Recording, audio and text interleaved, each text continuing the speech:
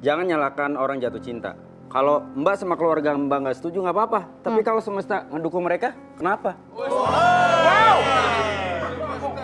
Jadi lu dukung juga? Yang penting Kiki bahagia.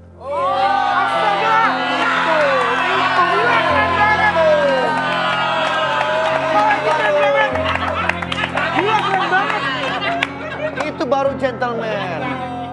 Kiki kenapa? Ah, Kamu seperti mau nangis seperti itu? saya nggak tahu, Pak.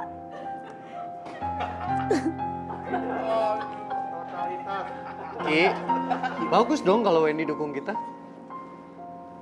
Tapi Wendy nggak pernah kayak gitu, Dika. Aduh. Masih ada kesempatan. Saya kejar Wendy aja ya, Pak. Oke.